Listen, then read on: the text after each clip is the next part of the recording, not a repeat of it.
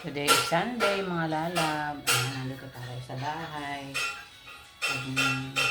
Nagliligpit-ligpit dito sa bahay. Ayan. Kumusta na kayo?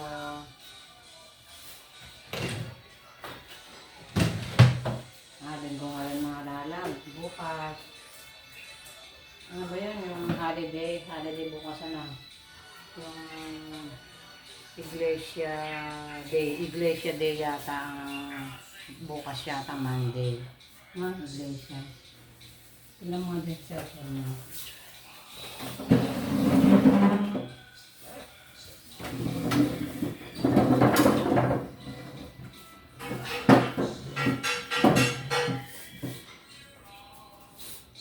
Walang pasok yung ating mga estudyante bukas. Ayan, kaya makakapahinga na naman tayo.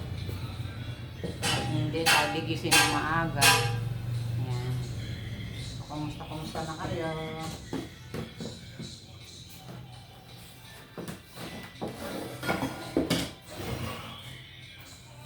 So,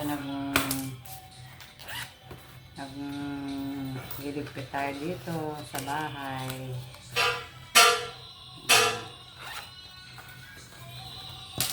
Kumusta na kayo dyan? Ayan, mag-iligpit muna tayo. Yan, nandito tayo sa kusina mga lalabo.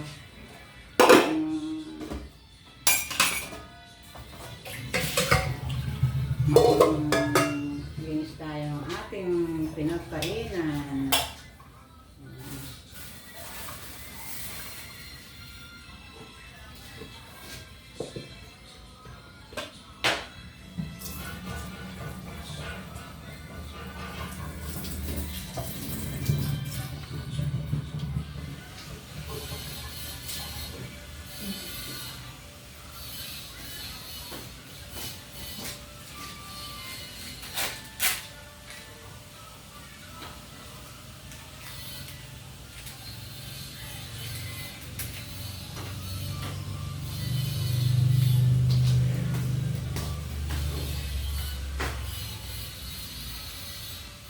Naubusan tayo ng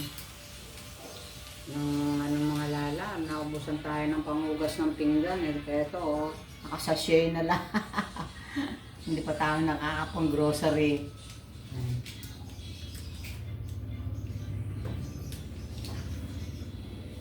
Kinuha ko lang ito sa tindahan ko. Wala na yung stock namin pang isang buwan.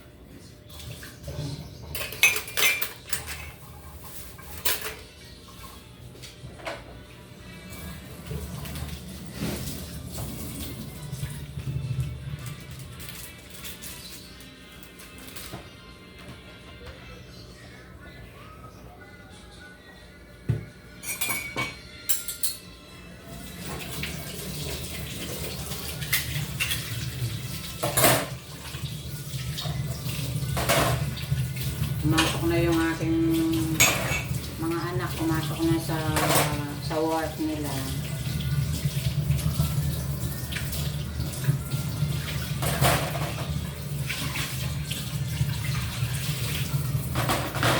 Yung anak ko nagtatrabaho sa hotel, yung si Nancy.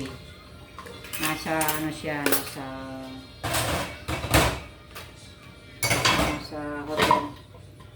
Hindi siya nagtatrabaho, mga lang.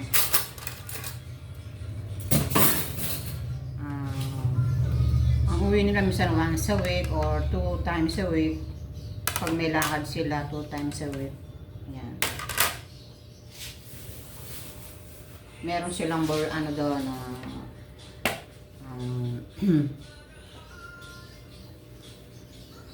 meron silang inuupahan na isang flat doon sa Angeles.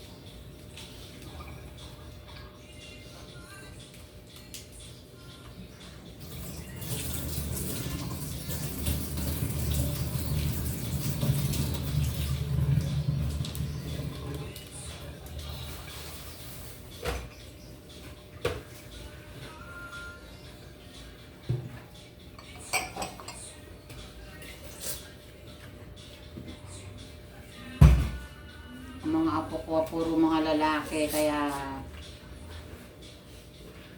ayun, nandun pa sila sa sa tulugan.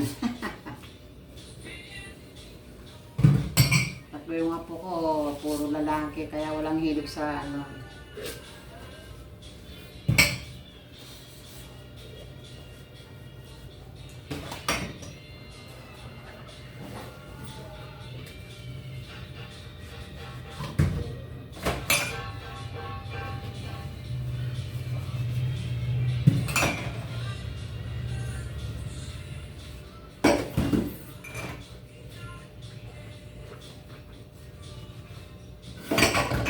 Baka bukas na lang akong mamamalengke mga lala. Meron akong dito sa rep. May stock kami dito sa rep yung pang chicken fillet. Yan.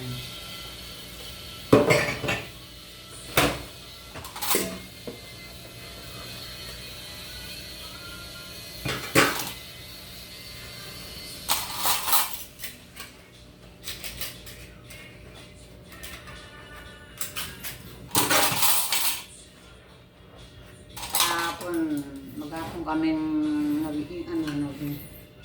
nag-ulam ng inihaw na isda, yung bangos. Yan.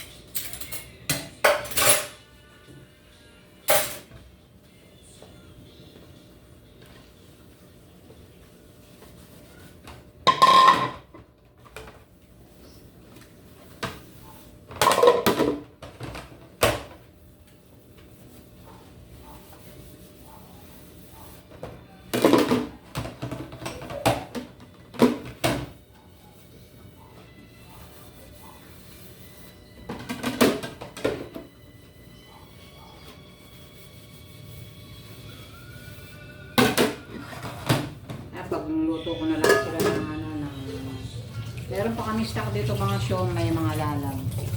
Baka yun na lang ang lutuin ko sa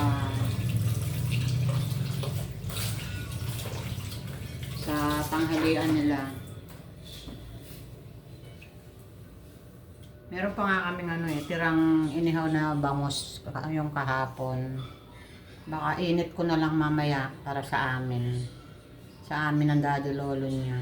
Yung mga po kapag lumuto ko na lang sila ng siomay o kaya yung chicken fillet.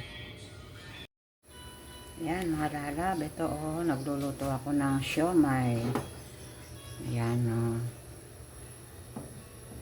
Yan, ito na lang yung uulamin ng aking mga estudyante. Ayan.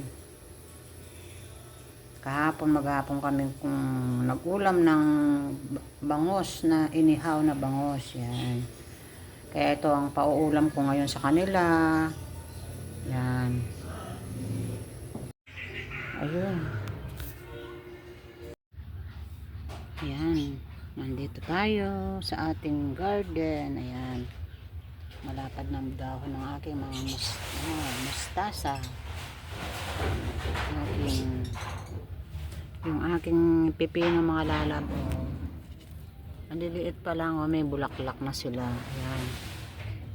Ayan mga bulaklak nila Kaliliit pa lang Kaliliit pa lang may mga bulaklak na sila. Ayan Ito ang aking ampalaya. Yung isa kong ampalaya na hindi ko alam kung nabunot. Ewan ko kung anong hayop ang nagbunot ng ng aking ampalayang isa. Baka inaano ng mga manok, tinutuka. Yan.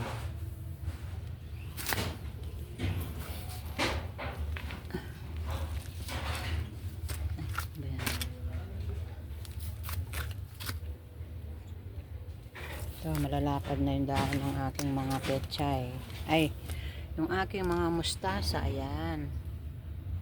Mga ilang linggo na lang mga lala, pwede ko na silang harvestin. At lalagay natin sa sinigang. Ayan. aking mga sa aking garden. Ito oh, inaano ng mga, hindi ko alam kung anong nangangain dito sa aking mga okra. Ayan oh, tinutuka ng ewan ko ba kung anong mga nanunuka dito sa aking mga halaman. Nawawala sila ng dahon. Yung bakod ko kasi ano lang oh, pag ano bibili ako ng ano, yung hindi makapasok yung mga hayop, mga manok, mga isan mga asong maliliit, pusa, nag-ano dito sa aking garden.